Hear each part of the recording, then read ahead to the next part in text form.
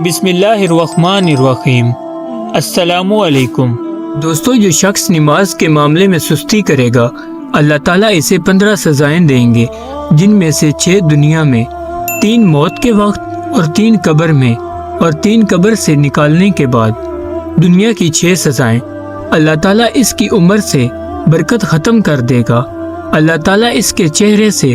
نیک لوگوں کے علامات ختم کر دے گا، اللہ تعالیٰ اس کے نیک عمل کے اجر و ثواب نہیں دے گا، اس کی کوئی بھی دعا قبول نہیں ہوگی، دنیا میں مخلوق اس سے نفرت کرے گی، نیک لوگوں کی دعا میں اس کا کوئی حصہ نہ ہوگا، اور موت کے وقت اللہ تعالیٰ اس پر یہ 3 سزائیں مسلط کر دیں گے۔ پہلی سزا یہ ہے کہ وہ ذلیل ہو کر مرے گا، دوسری سزا کہ وہ بھوکا مرے گا، تیسری سزا اسے اتنی سخت پیاس لگے گی کہ اگر ساری دنیا کے دریا کا پانی بھی اسے پلا دو تو اس کی پیاس نہ بجھے گی۔ قبر میں اللہ تعالیٰ اس کے اوپر 3 سزائیں مسلط کریں گے۔ اللہ تعالیٰ اس کے اوپر اس کی قبر اتنی تنگ کر دے گا کہ قبر اسے اتنا دبائے گی کہ اس کی پسلیاں ٹوٹ پھوٹ کر آپس میں مل جائیں گی، اور اس کی قبر میں آگ بھڑکا دی جائے گی، جس کے انگاروں میں وہ رات دن الٹ پلٹ ہوتا رہے گا۔ ایک اجدہ مسلط کیا جائے گا، اس کا نام الشجاعت اقرا یعنی گنجا سانپ ہے۔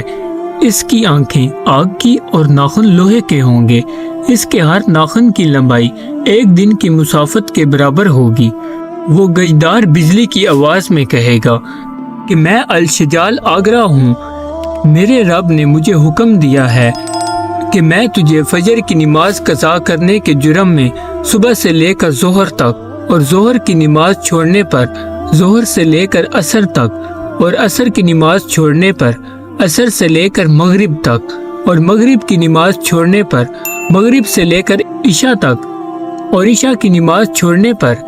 عشاء سے لے کر فجر تک دستہ رہوں گا۔ اور جب بھی وہ ظرف لگائے گا تو مردہ زمین میں 70 ہاتھ تک دھس جائے گا، اور وہ اپنے ناخن زمین میں لے کر اسے نکالے گا، اور یہ عذاب اس پر قیامت تک مسلط رہے گا۔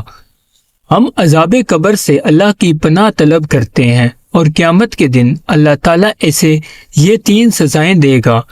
اللہ تعالیٰ اس کے اوپر ایک فرشتہ مسلط کرے گا جو اس کو منہ کے بل گھسیٹتا ہوا جہنم کی طرف لے جائے گا۔ حساب کے وقت اللہ تعالیٰ اس کی طرف ناراضگی کی نظر سے دیکھے گا، جس سے اس کے چہرے کا گوشت جھڑ جائے گا۔ اللہ تعالیٰ اسے سختی سے حساب لیں گے، اور اللہ تعالیٰ اسے دوزخ میں لے جانے کا حکم سنائیں گے،